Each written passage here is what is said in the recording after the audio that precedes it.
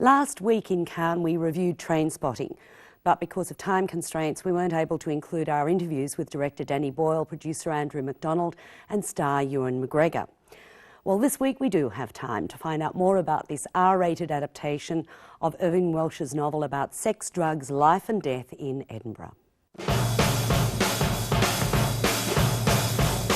Andrew McDonald, the producer, he found this book, which is a real cult book in Scotland. There were only 2,000 copies of it, and he thought we should read it, and he tried to be quite calm about it as he gave it to us. But when I read it, I could see why he was so kind of up about it, because it was an extraordinary experience reading the book. This is not natural, man. It's a great outdoors!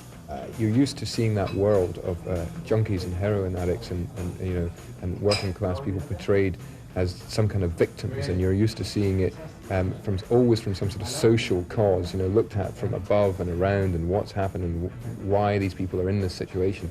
And this was all seen from inside their heads, and they had this amazing life and energy and attitude. Choose your future, choose life.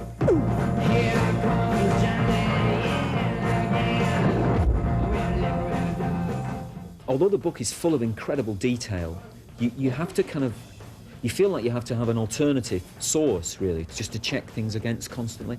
And we got in touch with a lot of kind of junkies in Scotland, and that was the very depressing picture, and it helped us realise that that wasn't what the book was about. It wasn't a documentary.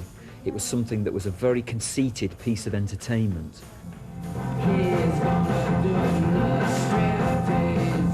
I chose not to choose life. I chose something else. And the reasons?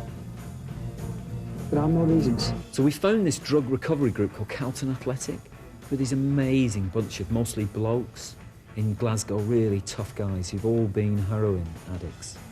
And they've been through much worse than anything that you see in the film or reading the book. And it's like if it was in Los Angeles, you'd say, well, it's so indulgent, but because it's in the East End of Glasgow and it's as tough as you can get, it's incredibly inspirational. We had them show us how to cook up. We wanted to make that very detailed in order not to glamorise it or to get it wrong. We wanted to make all the details right, make all the details with the syringes and everything, because when you watched, Ewan was our drugs advisor from there, when you watched him show us how to cook up a shot, it was as if he was lighting a cigarette or something. It meant nothing to him, We thought there'd be a really strong ritual to the cooking up process or whatever, and there's nothing. It's just, he said it's just a pain in the neck before you can get the stuff in your arm. I think that's why it's worked in Britain, is that people have identified with that. It sort of feels like it's about now. People want to see something about now. They don't just want to see Sense and Sensibility, they want to see something about what life's like now as well. Excuse me, I don't mean to harass you, but I was very impressed with the capable and stylish manner in which you dealt with that situation. And I was thinking to myself, now this girl's special. Thanks. What's your name? Diane. And where are you going, Diane? I'm going home. Well, what's that? It's where I live. Great. What?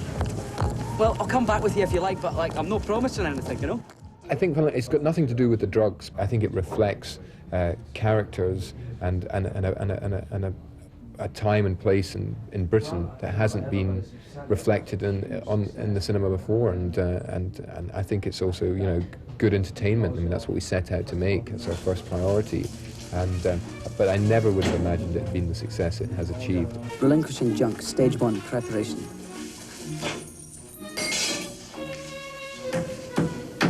For this you will need 1 room which you will not leave, soothing music, tomato soup, 10 tins of, mushroom soup, 8 tins of, for consumption cold. Of course, you get to the point in the film where the film doesn't really let you laugh so much anymore, and it's always difficult after that, because you think, oh, maybe no one likes it anymore, maybe we've lost them, but I think that's just the nature of the film. It lets you laugh for a long time and then it stops you laughing, which is a bit like heroin in itself, in fact. 1 bucket for urine, 1 for faeces and 1 for vomitus. 1 television and 1 bottle of Valium, which I've already procured from my mother, who is, in her own domestic and socially acceptable way, also a drug addict. That's what's great about it in the cinema, because you don't have to go there, we don't have to go there. You can watch, cinema can take you there for a while, then you can come back and have a cup of tea, and I think that's what's wonderful about cinema. And now I'm ready. All I need is 1 final hit to soothe the pain while the Valium takes effect. Danny Boyle and the team from Trainspotting. And Andrew McDonald also mentioned in that interview that despite the blandishments of Hollywood, this talented team, which includes writer John Hodge, will reunite to make a fully British-funded love story set in Utah as their next project.